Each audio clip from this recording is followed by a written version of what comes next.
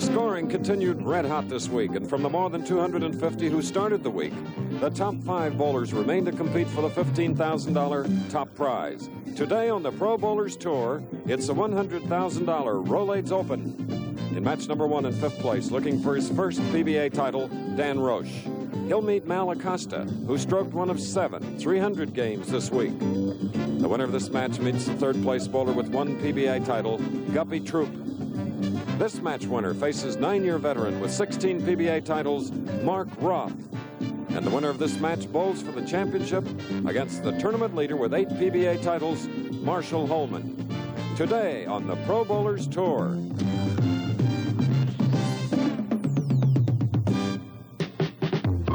Yes, and now here we are in Florissant, Missouri, about 15 miles from the Arch in downtown St. Louis. And for the 7th year now, we've come back to popular Dick Weber and his lanes. Total of 32 inside. It's very warm, but here in St. Louis yesterday, near 10 below. It's beautiful outside, but our scoring here has been incredibly high. As I mentioned earlier, 7 300 games, many over 270. And one of the 300 games was bowled by a member of the Burton family, Neil, who was on our telecast last week.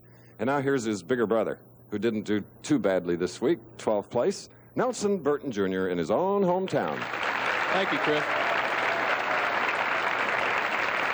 They love you here. I hope so. Chris, as you said, we did have the highest scores of the year, but interestingly enough, it was the players who were the most consistent that made the top 5. And but your condition, you were the child of a well-to-do family and educated. The top 5 in our telecast before, and it'll be a bit interesting to see how they do. We have an experienced Mark Roth, who did bowl 299 and tumbled the afternoon, and a tournament leader, Mark Roth, who rolled a 300 Thursday. So you can see the scores are high, and anything can happen today. Now, we have a little bit of a jinx with the tournament leader, and Marshall Holman is at the top again, 0 for 5 in winning this event, 79.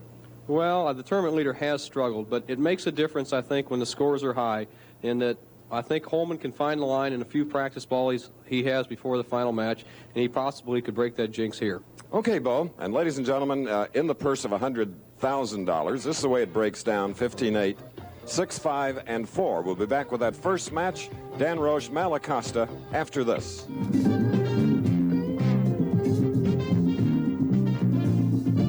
The Pro Bowlers Tour. This ABC Sports exclusive is brought to you by AMF, the maker of Magic Score automatic scoring system. With Magic Score, you knock them down, Magic Score adds them up. By the 1,000 Midas shops from coast to coast who say when it comes to your car, it pays to Midasize. And by Rolaids. It consumes 47 times its weight in excess stomach acid.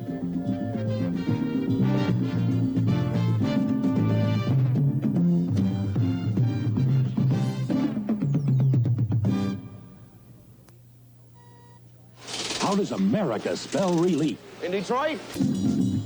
Yes, and here in the St. Louis area in our first match, Dan Roche going against Mal Acosta. Acosta of Fremont, California. Roche, who will be shooting first, a 35-year-old 6-footer, now bowling out of Downey, California. Left lane, first shot.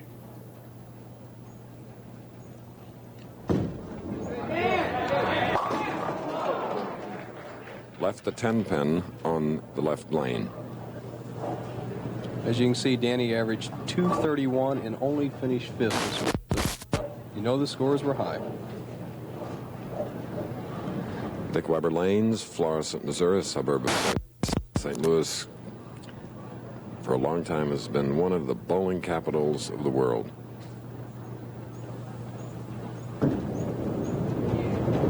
So it's a spare for Dan Roche. We have 2 first-time bowlers on national television, and this is Mal Acosta, who's 26 years old. He averaged 231 this week.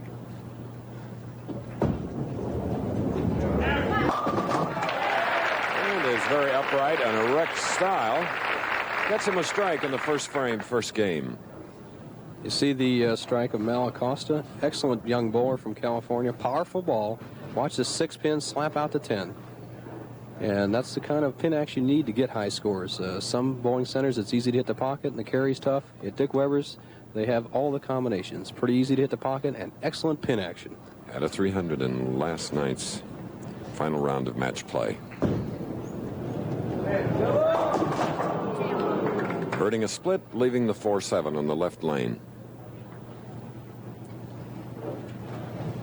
The players say that the left-hand lane is hooking a little more than the right-hand lane today, Chris, so we'll watch that. We noticed that last week. The key to winning was hitting the left-hand lane. Again, Marshall Holman, the tournament leader, told me the key to winning this week will be hitting the left-hand lane. And now the second-year member of the PBA will cross-lane it for the 4-7. So it's a strike and a spare for Acosta. Fremont, California, about 30 miles south of San Francisco. Here's a man much traveled. His father, troubleshooter for General Motors way back. So in his 41 years of working for that company, Dan had to live in a lot of towns.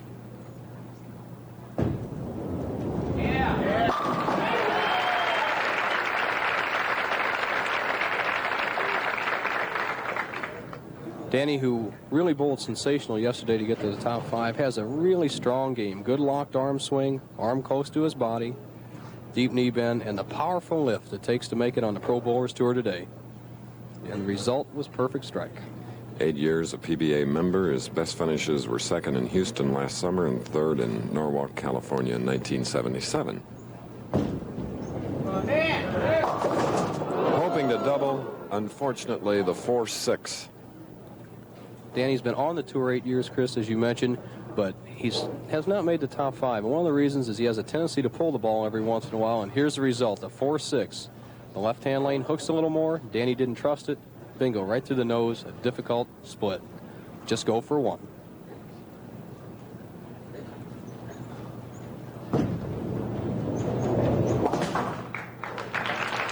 Covering the 4, and it's an open frame for Dan Roche. In the third, now with the spare up, leading by 12, Acosta, third frame.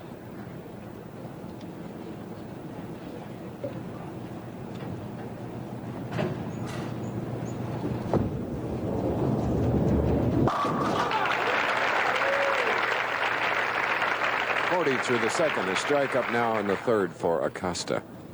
Capacity crowd here at the Dick Weber Lanes. Bo, it's been a big week for bowling fans to come out here and watch the 7-300s and all of the professionals. Over 250 folks started.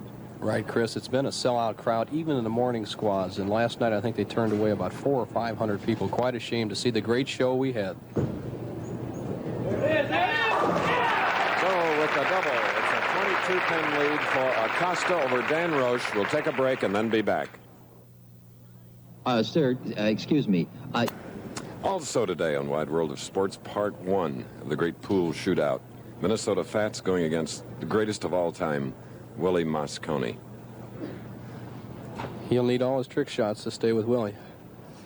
The Fat Man and Willie Mosconi. Fourth frame. Good recovery by Dan Roche. After an open in the third, a strike in the fourth, and that's what he has to do to stay relatively close to Acosta. A low angle. Dan Roche about the 13th board at the arrows. Medium break. Solid in the pocket. That's the way you like to see him fall. Roche trailing by 22 can cut the lead of Mal Acosta to 12 with another strike.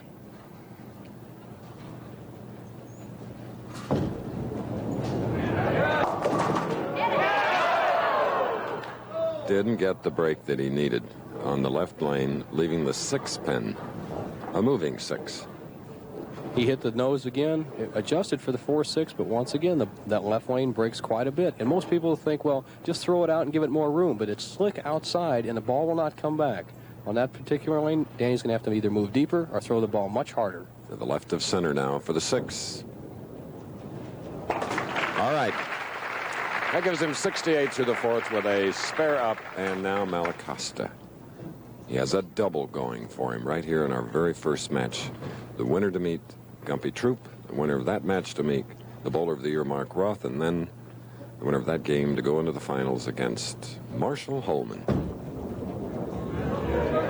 Oh, we got a 3-bagger. And here's the hand position of Acosta. As you can see, he keeps both his fingers in tight and tucks his little finger. Now, a lot of people ask, how should I put my other two fingers other than the ones you put in the ball? And, Chris, really the answer is something comfortable, but there is a little trick to be learned right here. If you tuck your little finger like that, sometimes if you're losing the ball, it helps you to grip a hold of it, just tucking it under there, but be prepared to get a little blister on it. Oh, that's a nice tip. Thanks, Bo.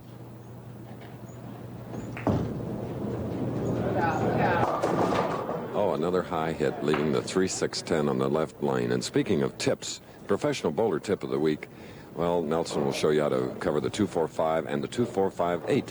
Unfortunately, Acosta covered them all on the first ball there and left the difficult 3-6-10 cross lane.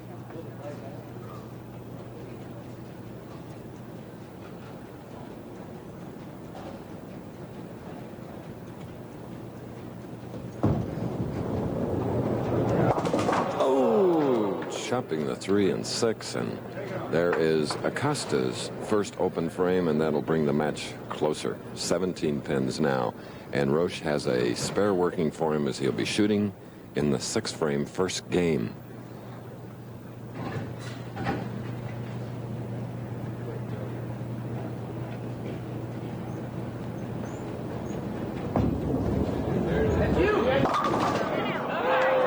High hit left the 10 on the right lane. Earlier we recorded his style, though.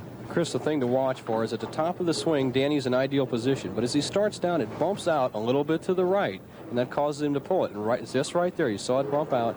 Now watch, the ball will not have the proper trajectory. He doesn't give it wide enough room, and under the pressure, he has a tendency to hit high, and he has the last 3 frames.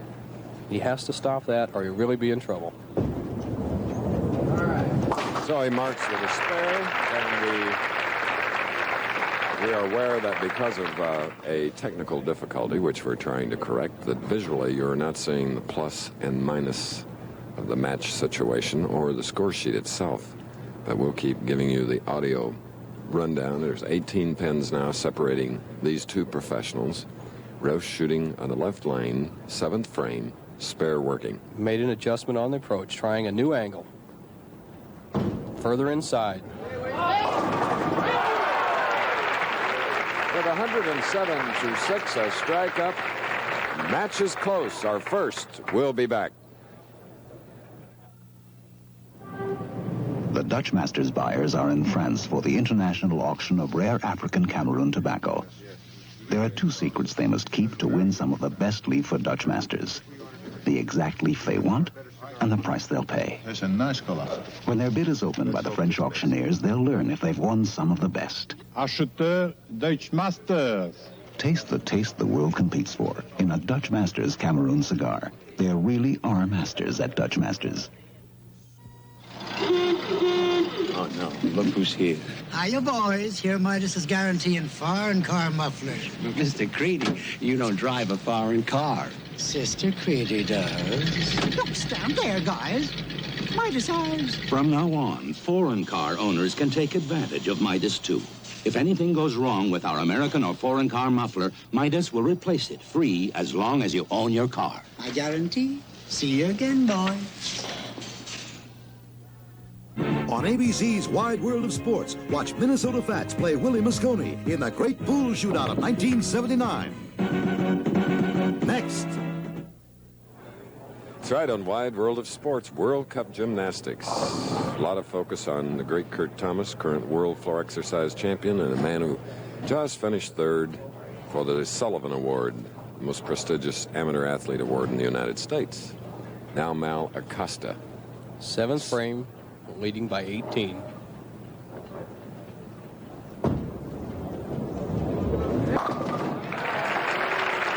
So, after an open, a strike in 7th. One of the strong young players on the tour. You can see the power he has, the good straight swing, upright shoulders, tremendous turn at the bottom of the swing, hand going all the way over the ball, that inside line, and just opening the pins wide up. That's the power required to be a winner on the Pro Tour. Acosta is a 6-footer, 140 pounds.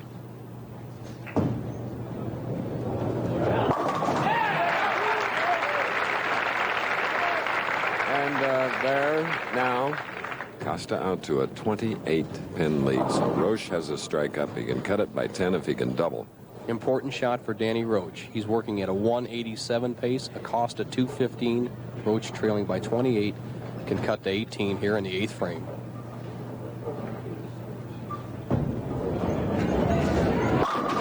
Just a smooth delivery.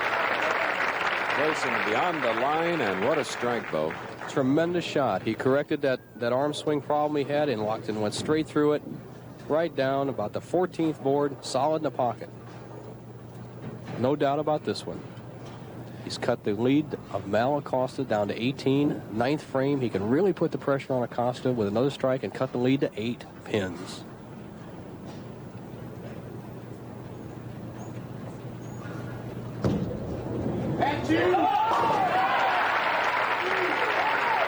Three in a row, 8 pins now. First match, the winner to meet, Gumpy Troup of Columbia, South Carolina. There he is, warming up to the right. And what a sensational shot Dan Roche just threw on the left-hand lane. The tough lane, he put it all on. Now it's up to Mal Acosta to take a hold of the match. He's only leading by 8, 9th frame. Double up. Answers to the challenge. Back to 18 now. And what a break. Mal slipped a little on the approach and lost the ball, but the good straight arm swing kept that ball in play and went solid in the pocket. He didn't like that release, but it once again went back to an 18-pin lead. With one more strike, he can shut out Dan Roche. Acosta, possible 245, working at 225 pace.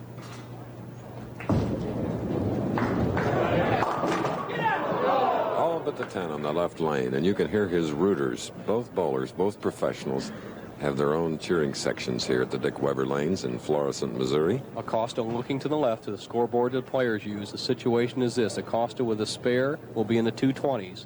Danny Roche would need a strike in the 10th and 11th to take the match. And a good count. Acosta needs this spare.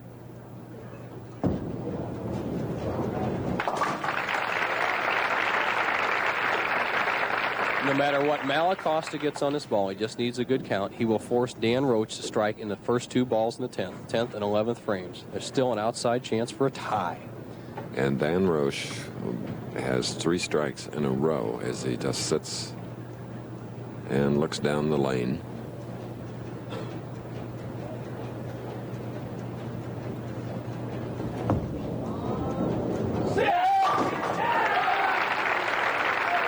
It's a 224 for 26-year-old Mal Acosta of Fremont, California.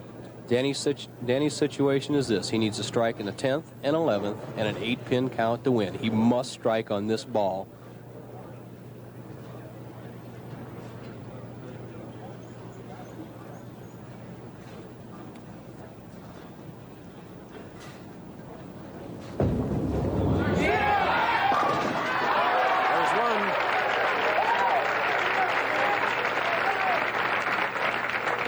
Tremendous shot. He just stuffed it in the pocket, almost left a solid 7, and has brought himself down to this situation. Here's the great shot that Dan Roche just threw. Watch the 4-pin drive almost around the 7. The 2-pin actually took it out. He still needs one more strike, though. He needs this strike to have a chance to win.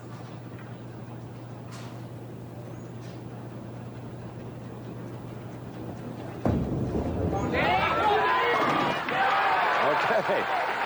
5 in a row, and now needs 8 to win.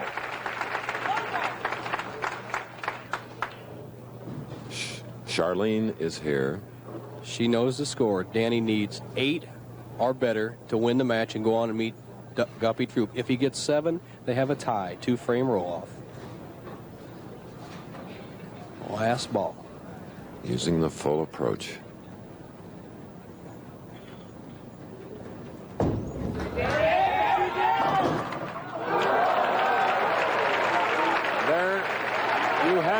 The winner of the first match is Dan Roche, 226 to 224.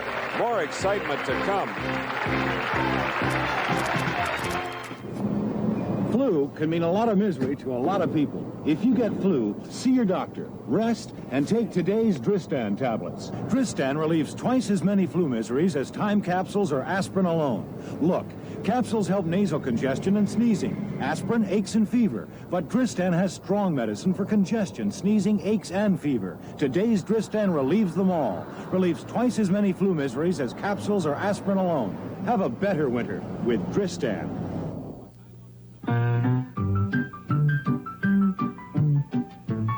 Today, bowling's more fun than ever, especially with AMF Magic Score. You knock 'em down, Magic Score adds 'em up.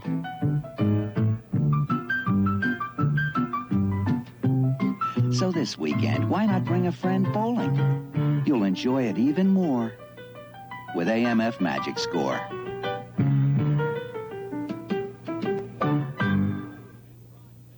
Sunday, the King lives again. Elvis at 8, 7 Central and Mountain.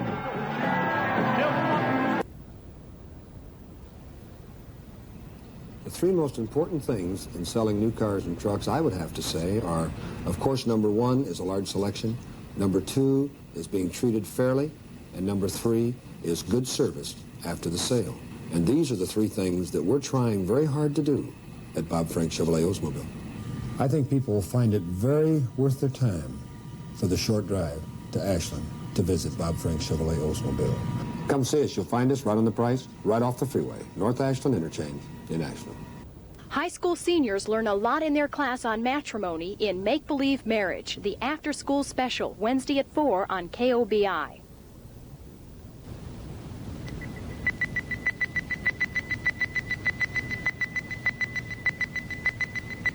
KOBI rebroadcasts its signal on these translators so that more people can enjoy our programming on KOBI Television 5M in Medford, Oregon. Well, we hope you saw the entire Roche Acosta match as Roche came on to win by 2 pins, a total of 7 strikes, big double in the end, along with a 9 count did it for him by 2. And now our next match. Roche continues as Acosta has to settle for $4,000 in losing. And Gumpy Troup, seated, is Roche's opponent. Roche shooting first, left lane. I'm surprised that Gumpy Troup let Roche finish on the right-hand lane, making him start, because the left-hand lane, it seems to be the difficult one. Though, and as you often point out in our live professional bowler tour telecasts, telecast itself adds the pressure to the bowler's performance.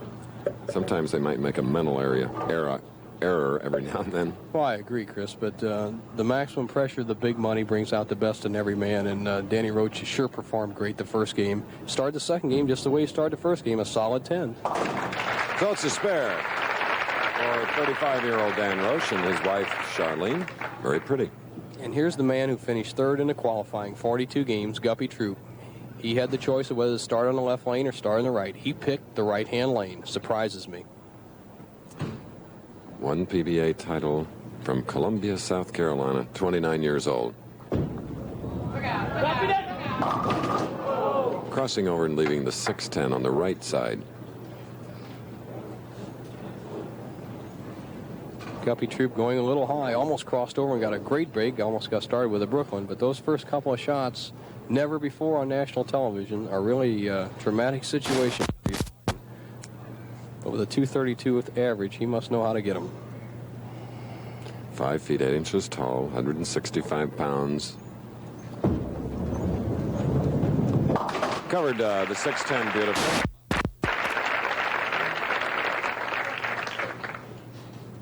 Guppy Troup, who has probably the most relaxed style on the Pro Bowlers Tour. Nice, easy push away, short backswing, nice, smooth release. Although he turns a little bit sideways at the foul line, he gets a nice, relaxed roll on the ball. Looks very natural, doesn't he? Yes, he does. He doesn't tighten up. He just lets it happen.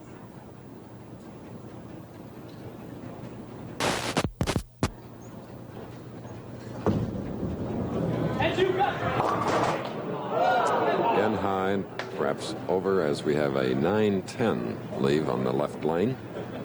Almost the same result as in the first frame, but the left-hand lane does hook more. He threw that ball pretty good. He just didn't adjust to the lane. Crossing over, gets a bad break. Head pin driving back, taking out the 3-6 and leaving the 9-10 split. 5-2 odds for the professionals.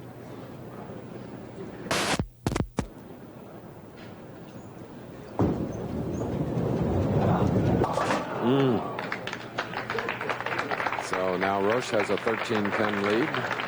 Troup with an open, and Roche will be shooting in the second frame with a spare up.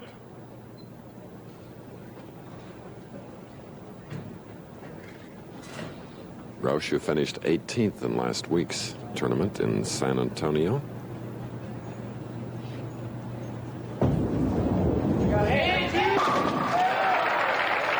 Just as he did in the first game to go on and win, a pocket hit strike. Beauty. Chris, Danny's been bowling better than he ever has this year, and I asked him what has made the difference. Here's what he had to say. Bo, the real reason I've been bowling better this year is I obtained a new sponsor at the beginning of the 79 season, and it seems to loosen up my arm swing. I don't have to worry about getting a paycheck. If I do have a bad week, I know I can recoup the next week and bowl better. And what he said about his arm swing, Danny used to pull the ball a lot, and under pressure, he got himself in trouble. But today, he's been sensational. Coming up high, leaving the 4-7 as he checks his position at the line. The ball on the right-hand lane would have settled from that position about 10 feet out, but in the left-hand lane, a few drier boards at the back end, the ball snapped high, 4-7 spare. Dan Roche, who won his first match 226 to 224 over Mal Acosta.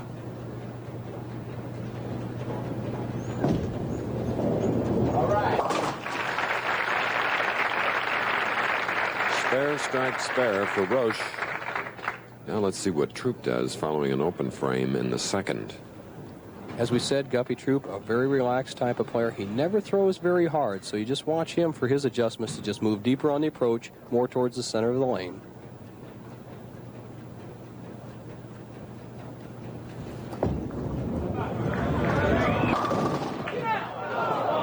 Leaving the 7. Let's check further into his style. Guppy Troup sending the ball a little wider, as we said. You see how far he goes out, much farther than Dan Roche. Comes in, rips the 5 out, does not get a good break, and leaves the 7. Guppy Troup, like all the pros, has his own individual style, but one thing he does that a little different than all the other pros is look at how that left foot slides almost parallel to the foul line. That's not recommended, but Guppy gets away with it.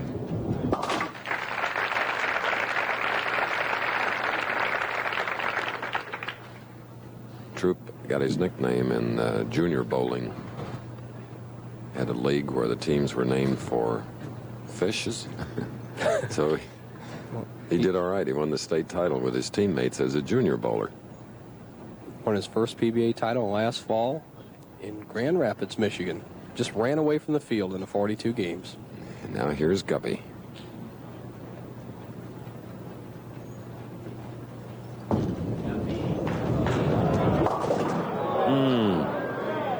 Lost the ball at the bottom of the swing, did not get enough hook at the back end, left the 1-2-4-10 washout.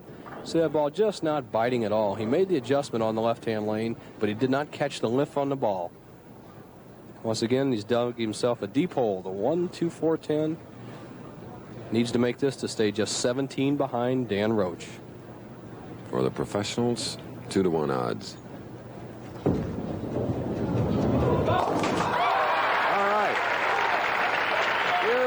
Conversion by Guppy Troup of Columbia, South Carolina. There it is again. We're going to take a break. 17-pin lead by Dan Roche. Watch out! Clint Eastwood is headed your way with a whole bunch of chasing, punching, fighting, hitting, and lots of flirting, kissing, and romancing. Every which way you look, there's action, adventure, and fun. Clint Eastwood will turn you every which way but loose. Rated PG. Now playing everywhere.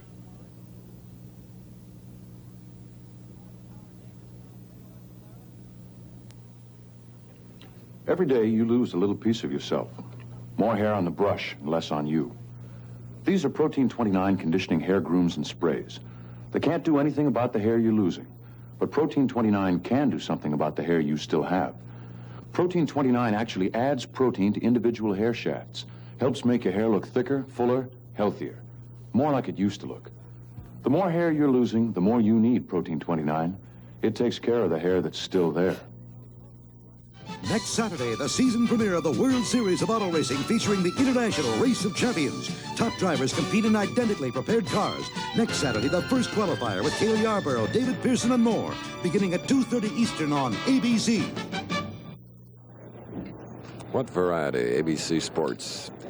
Guppy Troup successfully converting the washout. And one of the former Rolaids bowling tips of the week. And the winner of this match will meet the Bowler of the Year, Mark Roth. Who incidentally, Chris, bowled .299 on this pair, 21 and 22 at Dick Weber Lanes, St. Louis. Finished third last week, and he did not like it. Our tournament leader, remember, is Marshall Holman.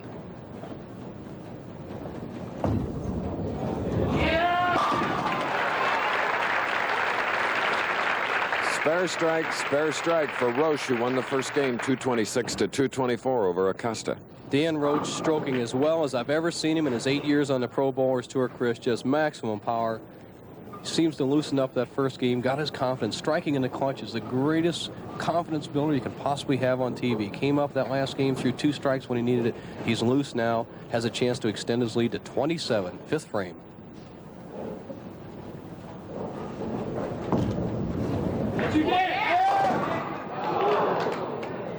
The 7 on the left lane. Dan Roche using a lot of speed on the left-hand lane, was playing that deep inside line. Just not quite get the bite at the back end and catch a break, catch a wall shot. Once again, an easy spare. He's going highlight, highlight. Shows you how well he's thinking out there on the lanes under the pressure. 8-year member of the PBA looking for his first win. He is chairman of the PBA's Image Committee. Has been for 2 years. And you know, Bo, he practiced what he preaches. Being the head of the Image Committee, it's grooming, dress, and general appearance of bowlers. And Danny sets quite an example. He really does. And here's Guppy Troup. Spare up, shooting in the 5th frame of our second head-to-head match, live from Florissant, Missouri.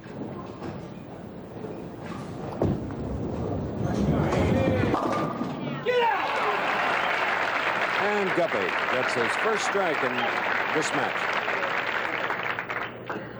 Here's Guppy Troup, the style, the nice relaxed style. Notice how his arm's a little bit away from his body as he comes through, but it was right close to his foot as he went by. And he is just so relaxed. It's amazing, even under pressure, just tremendous. I'll tell you, he has one of the highest percentage of strikes when he hits the pocket of anybody on the tour. He very seldom leaves a pin when he gets around the 1-3 pocket. Can cut the lead of Roche to 7 pins with another strike. So our first match was a close one, and here we are with another. Here's Guppy Troup. Notice how his left foot slides to parallel the foul line, but you notice it's after the ball goes by the foot. That's the only reason he can get away with it. If he did that before, he would lose control of his swing. Now Roche has a spare up. He's shooting in the 6th frame.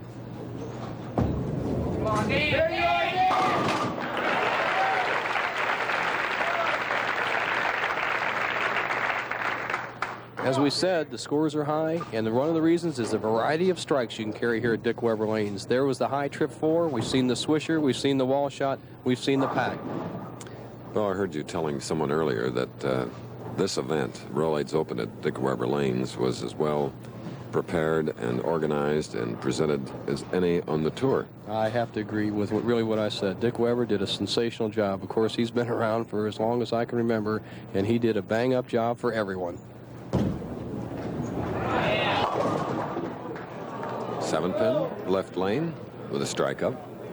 Dan Roche keeping the ball in play, leading by 7. But once again, the left-hand lane seems to be the secret. Talking to himself. Concentration is a key element, especially when you're on a tricky pair of lanes. You have to maintain exactly what Roche is doing. Hit your good lane, the right-hand lane. He's hit it every time. Hope to catch a double on the left-hand lane.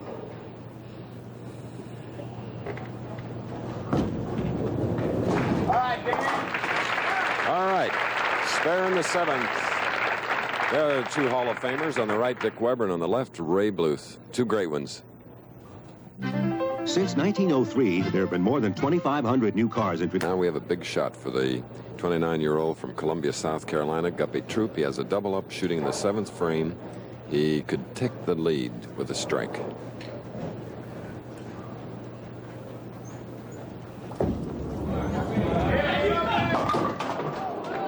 Or 7.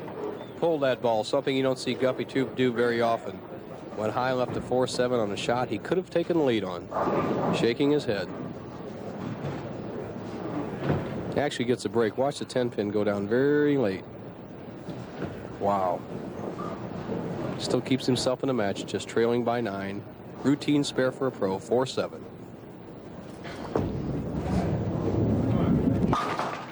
It's a spare in the 7th frame for Troup, trailing by 9.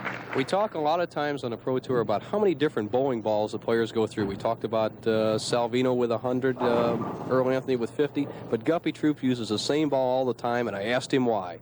Well, I used the same ball. I had a friend of mine drilled it up about a year and a half ago, and I won 2 regionals with it. Won a national title with it. I've shot 6 300s with it, and just I can make it go down the lane. I can hook it early, hook it late, or I just have so much confidence in the ball. I just hate using it. And there with a perfect strike in the 8th frame, Guppy Troup, who is 29 and shot his first 300 game when he was 27 years old. This match, just like the first match, going down to the crucial 8th, 9th, and 10th frames. Dan Roche on his good lane has not missed striking on the right-hand lane this game. Spare up.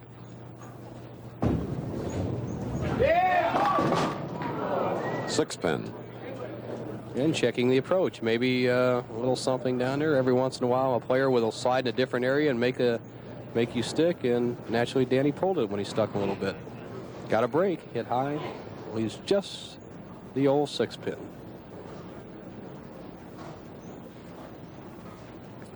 Ball taking out the center of the pins. Pins doing the other job.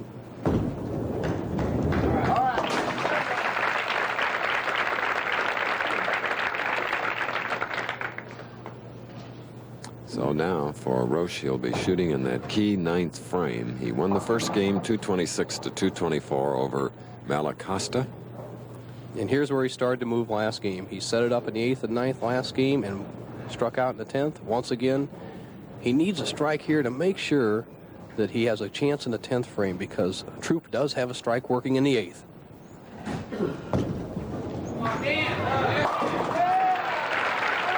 Yeah, pressure bowler today, Dan Roche. For the first time today, Guppy Troup can take the lead if he can strike here in the 9th. Now, apparently he likes the left-hand lane because he picked it to finish in the 10th on. So this is a key strike for him.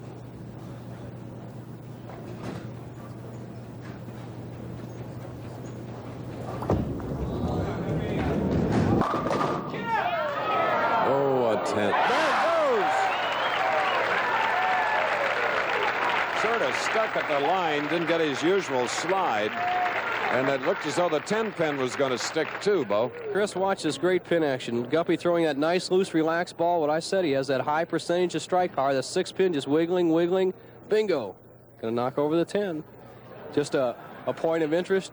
Chris, from the time the ball hits the head pin till the time any mechanics or machine touches it is required of at least 4 seconds by the American Bowling Congress, and Guppy needed all of those 4 seconds. He now leads by 2, can extend that lead to 12. 10th frame.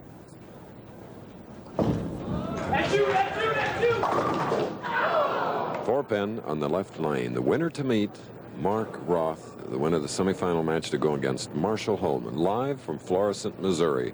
All sorts of possibilities here. With a spare and a strike, Guppy Troup would have 200. Again, Dan Roche would need a clutch strike in the 10th frame. But if Troup gets spare and 9, we'd have a great possibility of a tie again. We haven't had a tie on any of our matches so far this year. And we're on our 6th stop in a tour of 16 cities on the Professional Bowlers Tour, and we'd like to just make the comment that our viewers are back with us again this year. We'd like to thank them for being so loyal on Saturday afternoon, Bo. You have it, Chris. They really have been turning out. This strike here is an important shot. If he strikes here, he forces Dan Roche to get at least one strike on his first ball in 10th.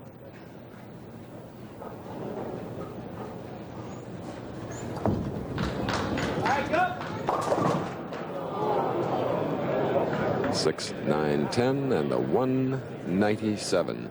Situation for Dan Roche is this: a strike, he wins the match, goes on to meet Mark Roth. If he gets spare, he needs 9 to win. 8 would be a tie. Come on, Dave.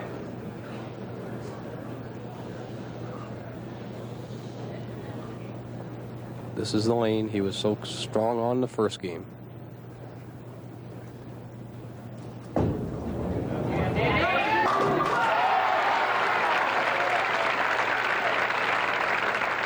Come through Dan Roche. Chris, he's just sensational under the pressure. In the first match, he did not throw any tremendous good shots until the 8th, 9th, and 10th, 11th when he needed. The best 2 balls he threw this match were in the 9th and 10th. He has just beaten Guppy Troup. He will go against the sensational Mark Roth. And then the winner of that match to go against Marshall Holman.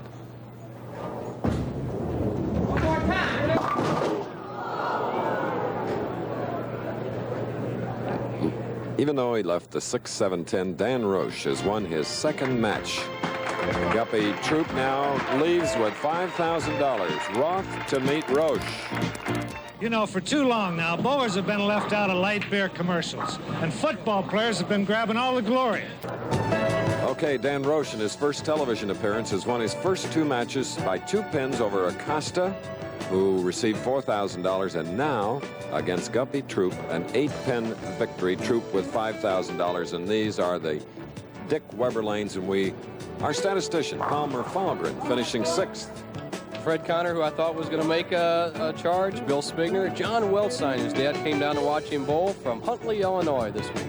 George Pappas, consistent as ever, Tommy Baker. Oh, and look at number 12, our colleague Nelson, $2,400 for my pal. Rick Manier, steady all week, just stayed right in the middle of the pack. And now as we see Neil Burton, Bo's brother, Mom Burton in Florida, won't have to send him a check this week.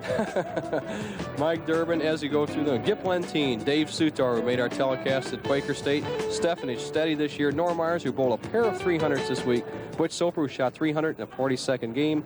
Wayne Webb, the powerful man who won the Brunswick World Open. And Joe Hutchinson, the comedy man of the tour, rounds out the top 24. 42 players cash, Chris, 24 in the top of the field. Okay. So now Dan Roche, who won his first match 226 to 224, his second match 205 to 197, shoots first against the back-to-back bowler of the year, Mark Roth.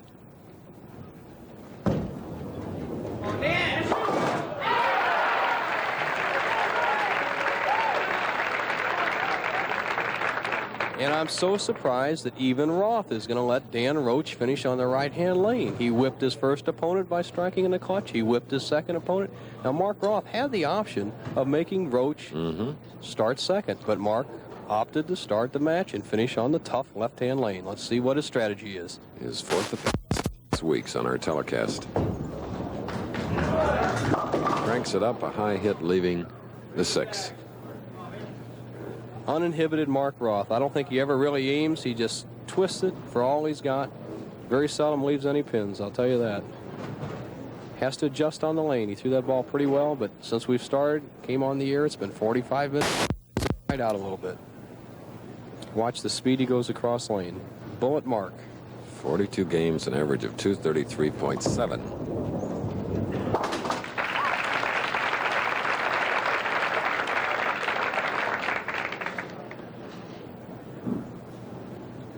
Roth, who yesterday morning bowled a 299 on this pair. He missed the right-hand lane, left a 10-pin.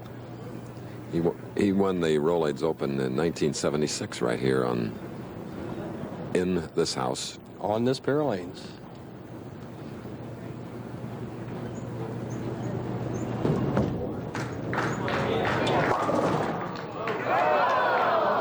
Nope, all but the 7. Mark Roth, who last year won over $134,000, a record. Mark expecting a little better pin action than that. He's playing extremely deep inside the third arrow, trying to hold back that power, and Usually Mark doesn't leave anything on the light hit, but a little too much speed.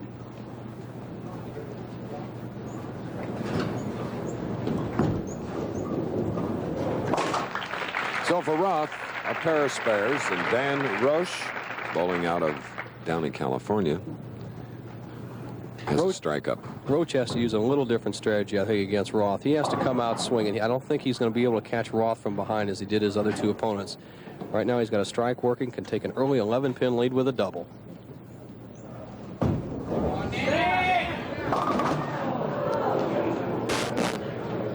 The first bad shot that Danny has thrown on the right-hand lane. Just did not let go of it. He knows he pulled it. 310, cross lane. Here are the odds for a professional on the 310 split, 2-1.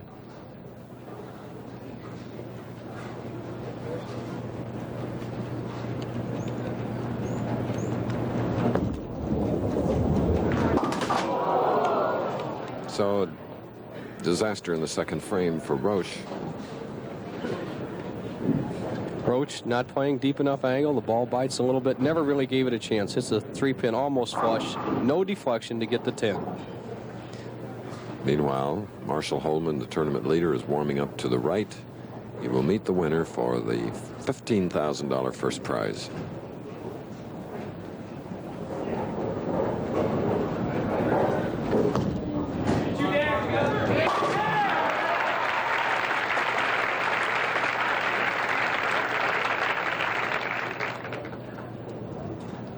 Let's go, Mark. Roth with a spare up, shooting in the third frame, the semifinal game.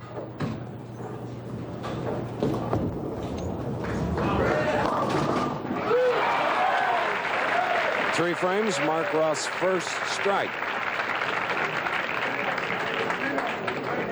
And here's Mark Roth, the powerful turn of Mark Roth. Look where his ball is just as he's going by his side. Hand wide open, thumb pointing at 1 o'clock.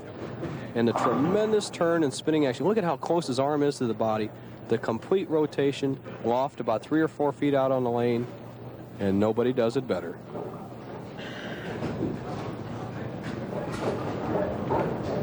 Fourth frame.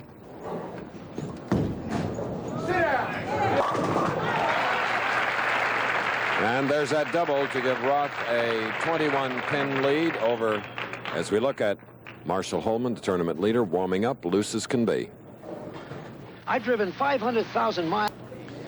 We're looking at 35-year-old Dan Roche, who won the first 2 matches in comeback performances. Now he has a strike up shooting in the fourth. He is trailing by 21 against Mark Roth. And on that right lane, does it again with a double and cuts the lead to 11 pins. Let's go down to Nelson Burton. And with me is the tournament leader, Marshall Holman, and nobody has won so far this year. 5 weeks, 5 losers. Marshall, how do you stem and stop the tournament leader from losing? Well, I'm just going to go out there and be intense like I always am, and I'm glad I'm bowling the last game because I bowl better when the lanes start hooking a little more, and I think it's time for the tournament leader to get a little revenge and win this one. You think you can scare him off, or are you just going to do it with big score? Well, I'm going to try and do it with big score, Bo. That's the way to go. All right, good luck, Marshall. Back to you, Chris. All right, and now Dan Roche, who had that double working for him, leaves the 4-6 split, a real problem. And here you see the high hit, just a nose hit, and the 4-6 standing. Second time we've seen that today. And of course, the last time we had it just went for the 1 pin. And wisely, Dan did just that. 25 pins now. That's the lead of Mark Roth, the New York Ranger hockey fan, and the fan of buses. Loves buses. Strike up, double up, as a matter of fact. He has a 3-bagger here in the semifinal game. Mark Roth. And here, Mark, the most important thing to watch about Roth is his arm swing. We talk about all his power, but look at how his swing is right in line with his target. Good high trajectory, tremendous body angle. Look at how close he comes to his body. Then the tremendous wrist action. Once again, we try to remind you that the power players like Roth and Holman, they do it with their wrists. They don't try to flip it with their fingers. Roth leading by 35, can make it 45. And the awesome bowler of the year leaves the 3-pin. You know, a lot of people ask me, why does Mark Roth adjust so well from week to week to week? And part of the reason is, Chris, he learned to bowl in a bowling center where they started with about 12 lanes, and they added another 12, and another 12. And he was bowling, he said, in like 3 or 4 different bowling centers all at once. He practiced on them, each different section of the house every day, and he says it really made him versatile, and I believe him. And this year, he'd like to improve on his television record. He's 1-3. Now, in his first national television appearance, Dan Roche, if you just joined us, won his first match against Acosta 226 to 224, and then against Guppy Troup 205 to 197. Boy, he has to string them. Yeah. 4-7.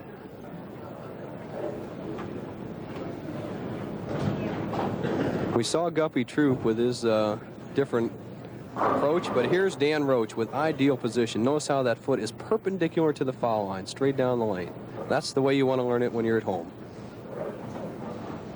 Dan Roche, cross lane for the 4-7, trailing by 34 pins. He's in trouble. All right. Spare in the 6th lane for Roche. You know, though we mentioned Wide World today, we have World Cup gymnastics and part 1 of Willie Mosconi against Minnesota Fats. Tomorrow in Wide World, one of the events will be 90-meter ski jumping from the new hill at Lake Placid, site of our coverage of the 1980 Olympic Games. And we've heard today that the United States Olympic Committee and the Los Angeles Olympic Committee have ironed out all their differences, so it appears that the International Olympic Committee will give them the go-ahead to host the 1984 Summer Games right here in the United States. Wow, that is terrific. Boy, love to congratulate him in Los Angeles. Dan Roche is digging himself a hole that I don't think he's going to be able to recover from this game. Through 7 frames, he's working at a 183 pace. The great Mark Roth is at 218, 35-pin difference. Roche is definitely going to have to put it together starting next frame.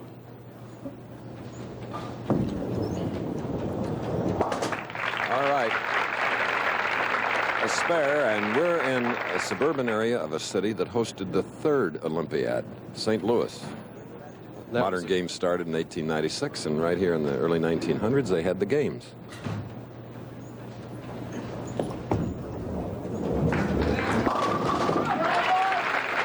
With a spare up, a strike in frame 7. Mark Roth right now coming up on the left-hand lane, which we again say is the key to hitting and winning this tournament. He's going to take his time, think this shot over. He can really almost put the knockout blow on Danny Roche right now. Mark leading by 35 pins, coming up in the 8th frame, can extend that lead to 45 as you see the capacity crowd here at Dick Weber Lanes. 8th frame. Bo, did you have a bowling hero growing up? Well, I sure did. I Who was really admired Dick Weber, and he owns this center. Okay.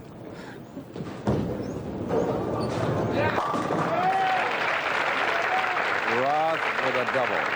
3-bagger, a spare, and now a double, and extending his lead. And Roche now off the chair, shooting in the 8th frame after 2 wins right here at Dick Weber Lanes. The predicament of Dan Roche is that he has to strike out and hope that Roth opens.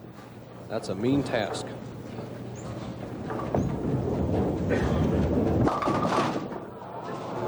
Mm. 4-7-9.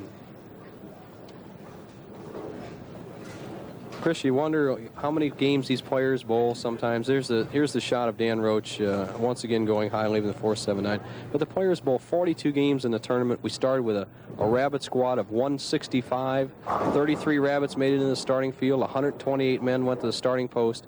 And after 5 days of bowling, we're down to these 3 men. Covering the 4-7, and it's an open frame in the 8th, 120. 139. Now make it 129. And we look at other finishers now in this huge field. We did not have a left-hander in the top 24. Paul Moser, the top left-hander this week, just barely missing 25th place. And here's some of our other favorites. Carmen Salvino, who won our first tournament. Titus Semez, steady as ever. Dave Frame, Rick Jaskey right up there. Tommy Hudson, and Dale Glenn, Wayne Zahn round out the field. And Nelson, we have a 5-7. And on that list, I noticed Ray Bluth, who I believe is 51, cashed over $900. How about that? That is terrific. He has always stayed in good shape. Here's Danny Roche moving extremely deep on the left-hand leg and does not get the bite, leaves the 5-7. The match is all over, but Danny has really had a good day. He'll go for this, though. He's got a chance. Ooh.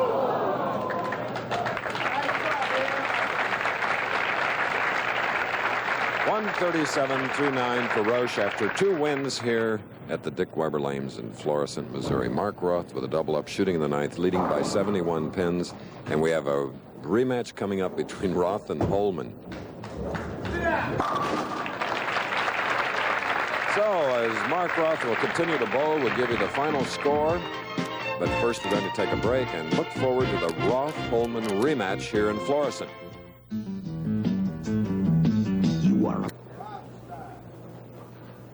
Okay, here in Florissant, Missouri, Dan Roche continuing to finish the semifinal game. He's going to be almost walloped by the bowler of the year, Mark Roth, who shot a 247. Dan, unfortunately, after 2 wins, is going to be in the 160s. We'll have that final score just as soon as he finishes the competition, and it's 166 for Dan Roche. He gets $6,000, finishing 3rd. And we head into the final match, which is worth $15,000 to the winner, $8,000 to the loser. But more important, it's a renewal of a rivalry between 2 young, powerful bowlers, Roth and Marshall Holman. 2 weeks ago, they met at Grand Prairie, Texas. Holman won it. A year prior to that, the same site, the Forum, it was Mark Roth that won it. So it's a little bit like Frazier Foreman, Frazier Ali, Graziano, Zale, a little more genteel, however, I might add. Now, to learn more about how to cover the 2-4-5, and then I'll call it Nelson Burton's bucket, the 2-4-5-8, watch this professional bowling tip of the week. It's one that will help your game.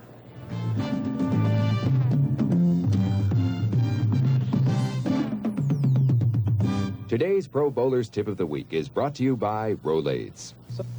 Some of the most frequently left combinations in the game of bowling involve the 2-4-5. And today, I'm going to give you a tip to increase your chances of making these spares. Here we have the difficult 2-4-5-8 combination. The problem being that you must carry the doublewood 2-8 and still avoid the chop of the 5-pin. Use the normal spare angle, 3rd arrow, standing on the right side of the approach and using a slightly slower ball speed to increase the hook and carry through to the 8-pin. From a high-speed overhead angle, you can see the ball carrying out the 2-8 and just barely knocking out the 5-pin.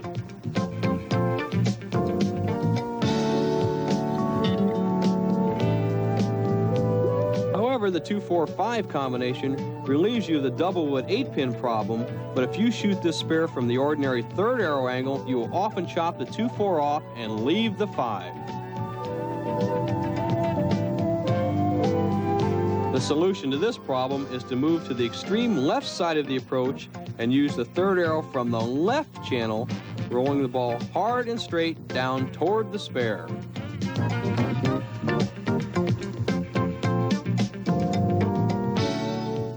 If you apply what you've just seen to the 2-4-5 combinations, I guarantee you'll increase your average. How does America spell relief? In Oregon, for acid indigestion, we spell relief R-O-L-A-I-D-S. Rolaids spells relief. In this test with Rolaids active ingredient, laboratory acid changes color to prove Rolaids consumes 47 times its weight in excess stomach acid. How does America spell relief? In Nashville, for gas or heartburn, we spell it R-O-L-A-I-D-S. All over America, Rolaids spells relief. Talk about a game in bowling, a match of importance. Here is one to look forward to. But we salute the great performance of the first 2 games of first-time starter on national television, Dan Roche, winning the first 2 and then having bad luck against Mark Roth, bowler of the year, who shot a 247 to Roche's 166. Now, it's Roth against the guy that wants to be bowler of the year in 1979, Marshall Holman, who has just stroked his last practice shot. The handshake, and away we go. Marshall Holman, who said he was going to break the jinx of the tournament leader losing by scaring his opponent. Well, I think he's got the wrong man to scare out there. Mark Roth is not afraid of anyone, much less Marshall Holman, but once again, Holman has no reason to fear anybody. These are the two top right-handed players in the country today. In 6 years, Marshall Holman has won 8 titles. In 9 years, Mark Roth has won 16 PBA titles. And it's amazing how many times they bowled each other for the title, and so far, Holman has come out on the top. He's won 3 times. Roth has only won once in title matches. Oh, looks so easy. Marshall Holman, watch his style, using the entire approach and almost more. The great style of Marshall Holman. As we said, Marshall Holman shelf bowling, but look at the tremendous balance. Watch that wrist as it goes through the ball, stays down low, knee bend. He's got it all. And tit for tat here in Florissant, Missouri. We're live on the Professional Bowlers Tour, the final match of the bowl for $23,000. 15 to the winner, 8 to the loser. Bowler of the Year by the Bowling Writers Association of America the last 2 years. These two players ignited the crowd yesterday when they had a confrontation. Roth winning 258 to 255 was a sensational spurry of strikes.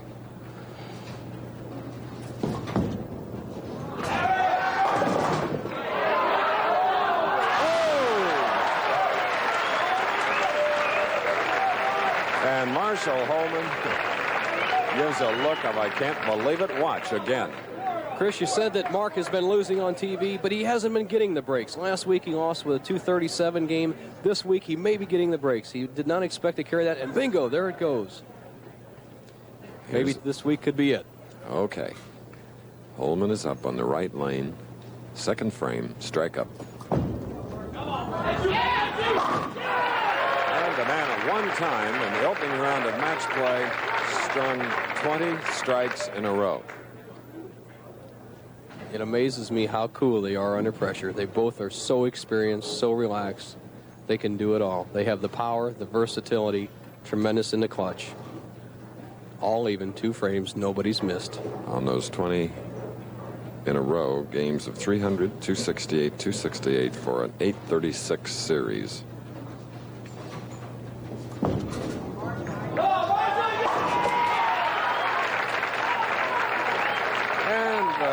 Recent bridegroom from Medford, Oregon, has a 3-bagger. Mark Roth has a double up. And look at this reaction. Watch it. Come on, Mark. Pick it up, baby. Wearing the red and black of the Medford High School Black Tornadoes, he told me. We're all even. 3 frames, 6 strikes. Final game. Reminiscent of a match we had 2 years here ago, Larry Lobb, Tim Harahan, both started with 9 in a row. Lobb, the eventual winner, with a 280 game. Could happen again today.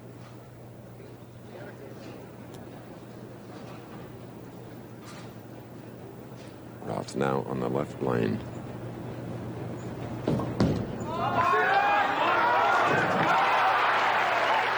Four-bagger. Don't go away. We're going to take a commercial break and then watch more of things like this. And you shoot a lot of pool. Next Saturday, the Pro Bowlers Tour moves to Detroit as the world's top professional bowlers meet in head-to-head competition in the $90,000 Dutch Masters Open, 3:30 Eastern and Pacific, 2:30 Central. Live here at the Dick Weber Lanes. Holman, 3 in a row.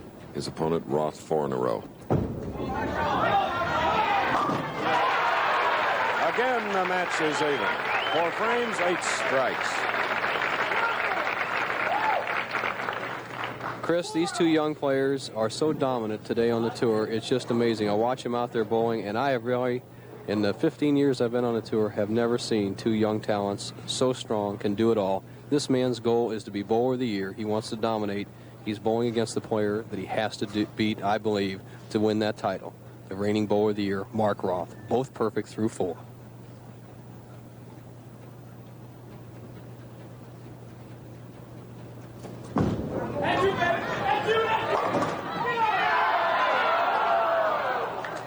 So Holman's string stopped at 4, leaving the 7-pin on the left lane. Chris, the subtle differences between tremendously great talents, Mark Roth in the second frame, carried that strike to hold the lead he has right now. Holman just missed 5 going over, just not quite knocking out the 7. And Marshall told me he's going to take a little more time with his spares, and he is doing that on the approach. He's given away a few tournaments by missing spares. I don't believe he'll do it today.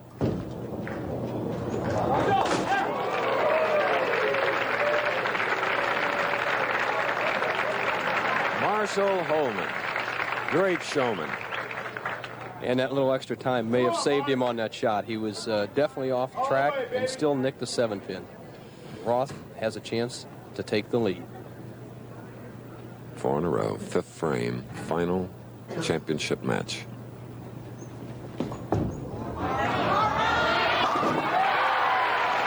Five in a row.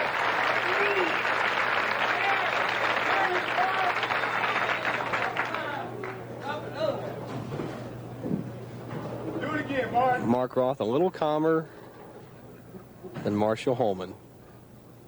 Watch his feet. Whoops. Like 2 extra pins, he could have knocked down 12 with the power he has. Now the 6th frame.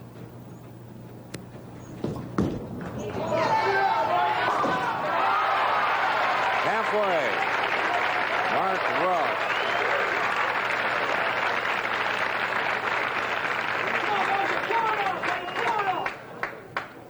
Six in a row, and now Holman is up. Started with a 4-bagger marked with a spare. Shooting in the 6th frame, final game.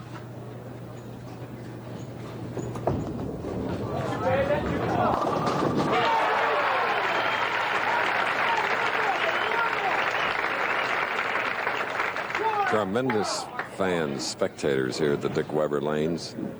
The way Roth is striking, Holman must need a strike right here to keep the pressure on. Holman going at 220 pace can increase it to 230. Roth perfect through 6, going at a 240 pace. 21 pins, the difference of 1 little pin that didn't fall in the 5th frame.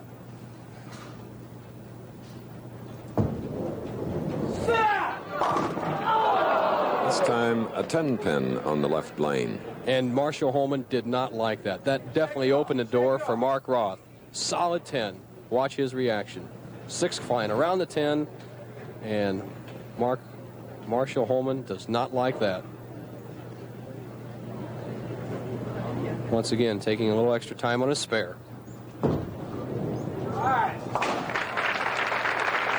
And marking with a spare in the 7th frame of this championship game. Mark Roth is up.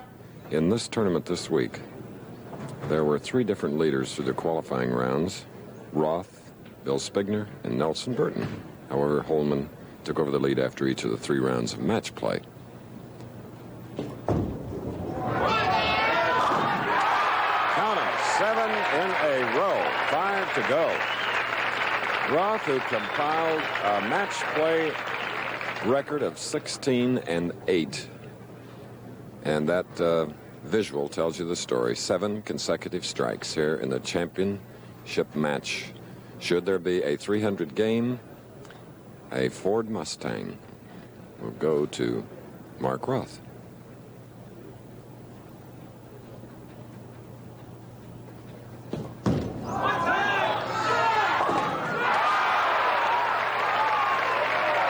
An 8-bagger, 4 to go.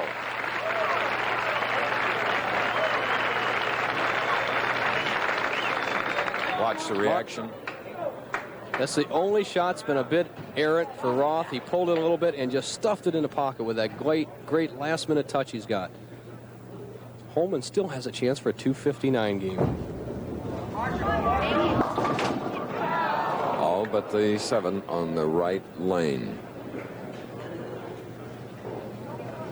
Let's look at the footwork of Marshall Holman. Look at the heels. And that's what you need today on these conditions we bowl in. You need a lot of speed, and to get it, use a lot of approach.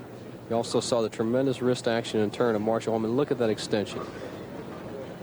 Once again, the match is not over. As sensational as Roth has been so far, Holman still has a chance for a 248. In addition to the personal rivalry between these two professionals, either Roth or Holman, depending upon who wins the match, will become the leading money winner here in 1979. If Holman does not strike on this ball, the only thing we have to look forward to is to see if Roth can get the perfect game. He will win the tournament if Holman doesn't strike on this ball. There it is. The tournament has been decided. Holman can possibly shoot 237. It's not going to be enough. Roth has the tournament in his bag. The only thing he has to go for, and it's a tremendous thing, is a perfect game. Nobody has ever rolled one in the position round, the final match. The last one being in 1974 by Jim Stefanich in Alameda, California. Spare in the ninth frame for Marshall Holman, a winner 2 weeks ago at Grand Prairie, Texas at the Forum, the Quaker State Open, and now Mark Roth, ninth frame, 8 in a row. 3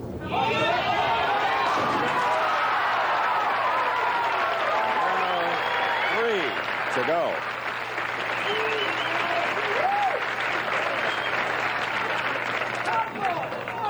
The ball speaks for itself. The picture is there, just stuffed 10 in the pit. 3 more times, he'll have done what no man has ever done in 18 years on a Pro Bowlers Tour, 300 in the final game of a professional bowlers tournament on national television.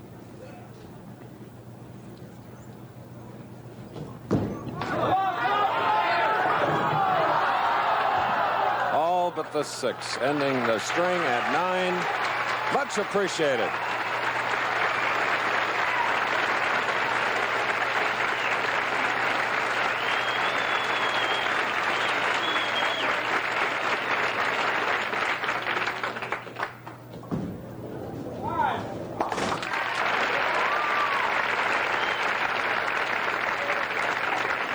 Jubilant Mark Roth has a shot for 279. Here's the ball that went a little high. He got a little too much turn. He knew it when he let go. He needed a break. You know, in every 300 game, Chris, you need a break. Roth threw 9 excellent, perfect shots. Could not get that one break. I believe if he had carried a nosedive and got lucky there, he'd have stuffed the last 2 for 300.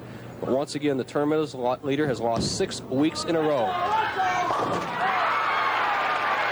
powerful 279 by the bowler of the year, Mark Roth, against Marshall Holman, who opened up with 4 in a row. Second time Roth has won this Rolaids tournament. It's not very often a player comes back and wins on the same house, the same pair, 2 or 3 years later. It's a tribute to his great talent and his consistency. Marshall Holman, nothing to be embarrassed about. Bowled sensationally well, but the tournament leader just does not seem to be able to win this year. Marshall Holman's going to bowl 227 with a spare. Still a terrific game, and he congratulates the winner, Mark Roth, who shot a powerful 279 with 9 strikes in a row, 10 total. Harry, did you see? Harry, are you in there again? Firestone can do that for you, you know. They just don't sell tires. They do great tune-ups. And they repair brakes or replace your shocks and mufflers, align your wheels, change your oil and filter. Firestone does it all, Harry. Harry, are you listening? Let Firestone fix your car. Firestone? Yeah. Don't they just sell tires? Harry, Firestone has 24,000 car service bays to serve you. For this week's specials, check your newspaper. David Lacey keeps an eye on nature for Dutch Master cigars. In this Caribbean aging room, he's checking fine tobacco naturally fermenting. Right. If it's too dry, it ferments too slowly. If it's too warm, it overheats and ferments too quickly. Okay. I'll turn it today. But a master like Lacey can make nature behave, so fine tobacco can become a fine cigar. Needs a little more time. Try our Corona Deluxe. There really are masters at Dutch Masters. Next on ABC's Wide World of Sports, top gymnasts like Kurt Thomas and Kathy Johnson take on some of the world's best. Plus, Minnesota Fats and Willie Mosconi in a great pool shootout of 1979. Gymnastics, pool, next. There's that powerful final score. Mark Roth, 279. Marshall Holman, 227. In their continuing saga, head-to-head competition $15,000 to Mark Roth. He is the not only bowler of the year the last 2 years, but now the leading money winner. And Bert Page, who is vice president of sales for American Chicle Company, as this is the Rolaids Open, has a most unusual trophy. Bert? Well, delighted, Chris and Mark. Fantastic. It was wonderful to watch this Battle of the Titans. And on behalf of the American Chicle Division of Warner Lambert and the Pro Bowlers Association, it's a delight to give you this plaque and this check for first prize in the $100,000 Rolaids Open. Congratulations. Thank you, Bert. I'd like to thank American Chicle and everybody here at Dick Weber Lanes. It's been a super week, and I just love this house. I have the first one. This makes a pair now. Bookends. Mark, you started bowling when you were 11 years old. What did you shoot your first game? 58. Quite a change to a 279. Nice going. Thank you. Thank you, Bert. So, ladies and gentlemen, we have the final score now. The Rolaids Open winner is powerful Mark Roth. And it was 279 to 227. Once again, the winner is Mark Roth. Our next stop on the Pro Bowlers Tour is the $90,000 Dutch Masters Open. That's a week from today at 3:30 Eastern and Pacific, 2:30 Central. The executive producer of ABC Sports is Roone Arledge. Senior producer of the Pro Bowlers Tour is Chuck Howard. Today's coverage was produced by Dick Buffington, directed by Roger Goodman, technical director Bob Bernthal, associate director Larry Cavallina. Now this is Chris Schenkel, along with Nelson Burton Jr., saying so long from Florissant, Missouri, and inviting you to stay tuned for ABC's Wide World of Sports. Coming up next, featuring World Cup gymnastics from Sao Paulo, Brazil, and the Great Pool Shootout, Part 1 of 1979, Willie Mosconi and Minnesota Fats. Travel arrangements made through a promotional fee paid by United Airlines. United built the largest airline in the free world around you.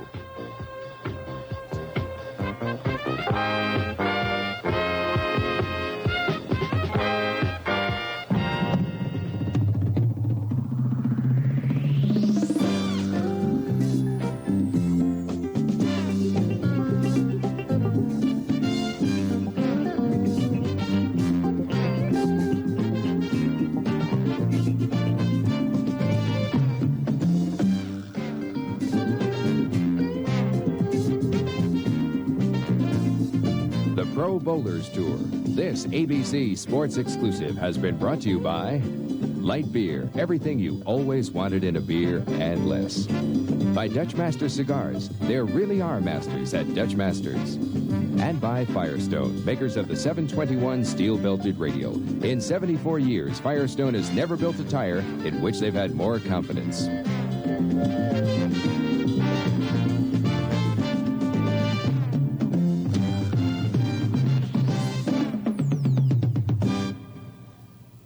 This has been an ABC Sports presentation. Saturday.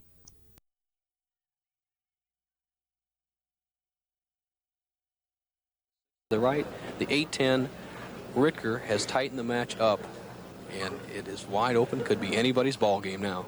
Ricker will be leading just by 13 now.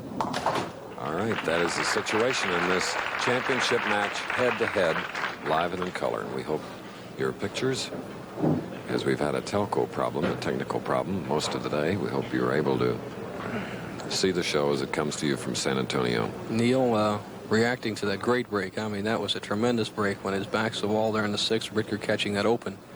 And only leading by 13, he's placed every ball right near the pocket, and could still end up a close match.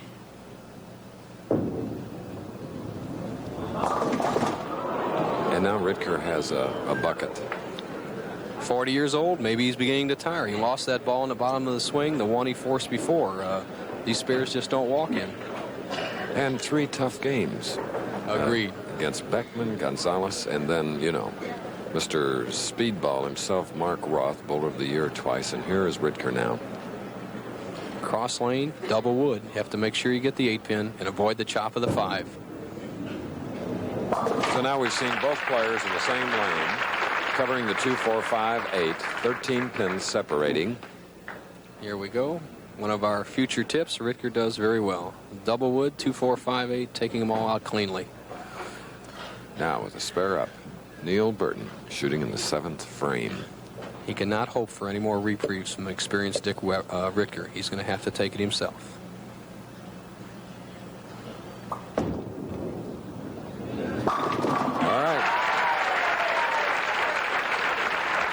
strike in the 7th for Burton. He seems to have found the right-hand lane. You notice his footwork. He'll drive off very hard with that right foot on his second to last step. He takes a 5-step approach, shuffling his steps. Third. Now watch this 4th step with that tennis shoe on. He drives really hard into the line, lofts the ball well out over the line. His best shot of the match. But the key is right here. He is struck in the 5th and 7th on the right-hand lane, but to close the gap, he's going to have to hit the left-hand lane also. Can cut Ritker's lead to just 3 pins up in the 8th. Final match.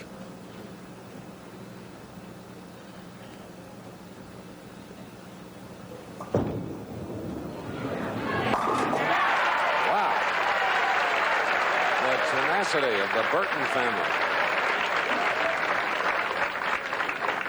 That's coming through, Nelson. Yeah, it was.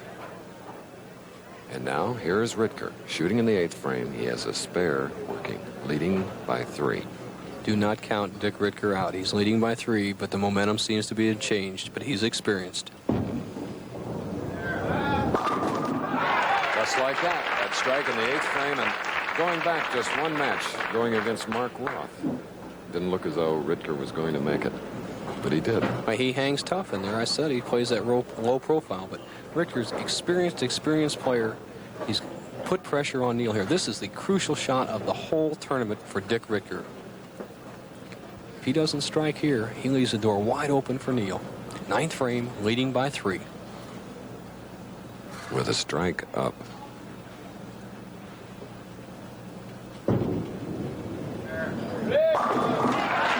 what a great shot he just threw. He threw his best shot of the tournament, puts the pressure back on Neil. The situation being this: Neil is trailing by 13, needs a strike here in the 9th to force both players to go to the 10th frame. Crowd is murmuring. They know the score. But Neil knows the score. Ritker knows the score. It's all coming down to the last 2 shots, a whole week's work. Tournament leader who averaged 229, 257 on this pair.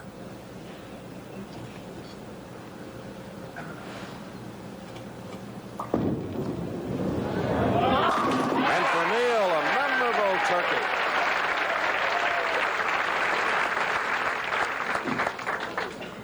Here's the situation for Neil. For the first time in the tournament, he has a chance to take in the match. He has a chance to take the lead. He's trailing by 3. He needs this strike to take the lead. The telescore tells the story. Bo, growing up, did you bowl head-to-head with this brother? I bowled doubles with him. He's too tough to go head-to-head against. All right. He needs this strike to take the lead. By no means can he shut out Ritker. The best Neil can do with all strikes is 223. Ritker still has a chance for 226. Pat Burton watching.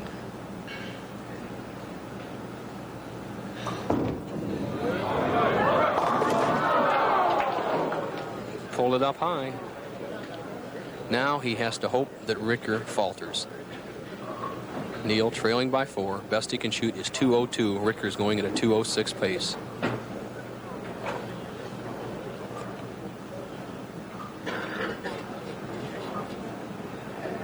Neil now trying to cover the 3-pin.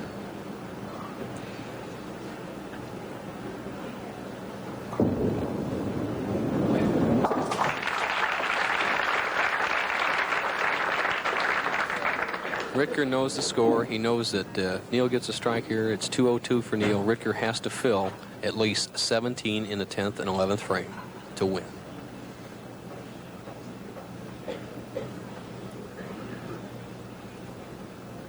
Getting that initial championship match on live national television. Bo, do you remember your first? I bowled I do. 162, I think, Chris. In Mobile. In Mobile. My brothers at least improved 40 pins on that, win or lose. Oh. Boy, I sure would have liked to have that one frame early. But the situation is this for Ritker. Ritker with a strike takes home his 20th title, becoming only the 4th man to win 20 titles. If he doesn't strike, he still has to mark to win.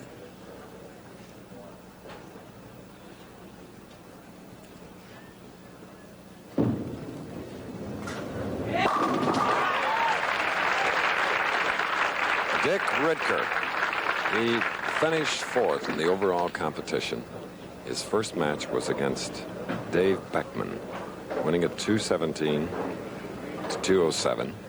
Then he defeated Henry Gonzalez, 235 to 209. Then Mark Roth, 248 to 237.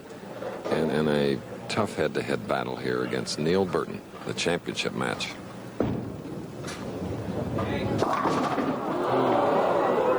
Amazing how the frames come around. If that had been one frame earlier for Ricker, but he is the winner, and that's what it's all about. So he has won his 20th title, winning for the first time since 1974, Dick Ritker.